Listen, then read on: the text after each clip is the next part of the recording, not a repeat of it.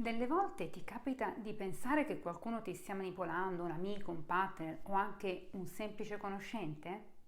Ciao, sono Patrizia Pietropaolo e oggi ti indicherò i 13 indizi ai quali devi stare attento per capire se ti stanno effettivamente manipolando o se invece si tratta solo di una tua paura.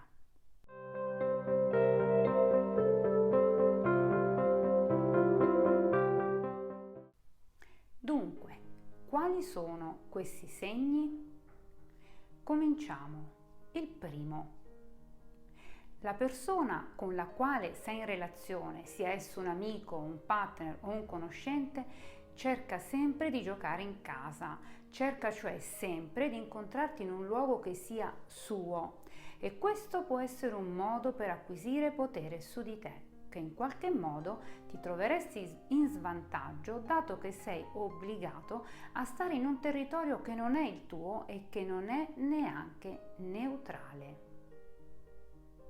Secondo, le persone che cercano di manipolarti fanno per esempio in modo che tu ti esprima per primo. Magari ti può sembrare una cortesia o anche un vantaggio, ma in effetti non lo è, perché in pratica l'altra persona ti sta in qualche modo sondando, così da farti esporre e soprattutto farti esprimere le tue preoccupazioni o i tuoi dubbi, per poi usarli ovviamente contro di te.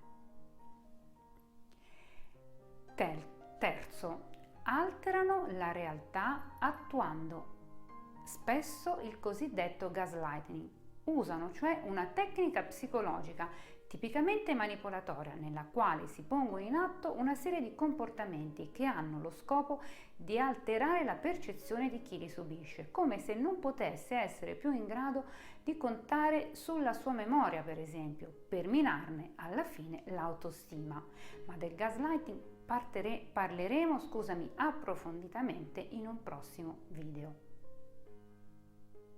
Quarto, non rispettano i limiti, chiedono continuamente attenzione dimostrandosi anche piuttosto egoisti e sicuramente impazienti.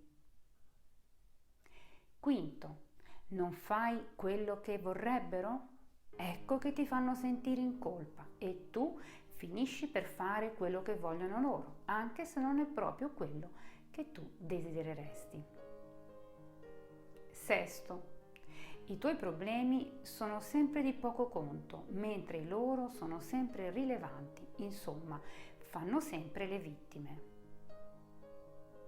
Settimo, ti criticano, ma le critiche vengono poi mascherate con l'umorismo. In pratica, prima ti offendono e poi ti dicono ma stavo semplicemente scherzando. 8. Non ti dicono mai cosa realmente pensano, ma preferiscono usare degli intermediari e magari parlare anche alle tue spalle, dato che hanno paura di affrontarti di persona. E questo si collega dritto al punto precedente. Le critiche o sono riportate da altri o sono mascherate da ironia, non sono mai dirette in modo da impedirti di difenderti. No. Magari ti fanno dei favori, anche tanti, ma poi dovrai ricambiarli e ti chiederanno di ricambiarli tenendoti sempre sotto pressione e alzando sempre l'asticella. Decimo. I tuoi sentimenti vengono usati contro di te, magari sei arrabbiato con loro, anche giustamente, ma ti fanno sentire in colpa per questo. 11. Quando non riescono a manipolarti con le parole, se c'è magari qualche problema nella vostra relazione di qualsiasi tipo esso sia, ti riserveranno quello che di solito si chiama il trattamento del silenzio. Non ti rispondono al telefono o ai messaggi, non ti rivolgono la parola in modo che non ci sia mai un chiarimento aperto e in modo anche che tu ti senta in colpa dando loro il controllo. 12. Anche nei momenti di crisi sono calmi, troppo calmi, in modo che le tue reazioni, che in effetti sono normali, ti appaiono poi infine come eccessive e tu ti senta sbagliato, non loro. 13. Il ricatto emotivo.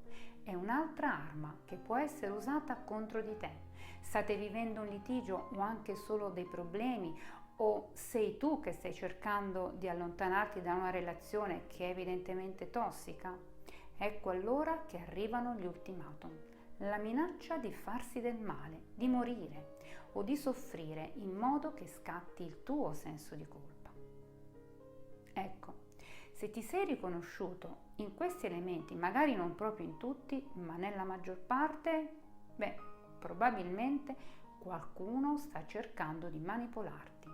Ora, il problema che ti si pone è come difenderti, come uscire da questa situazione. E se questo per qualche motivo non è possibile, come puoi fare per evitare di essere manipolato? Questo lo vedremo però nel prossimo video, come difendersi dalla manipolazione. Ciao, a presto!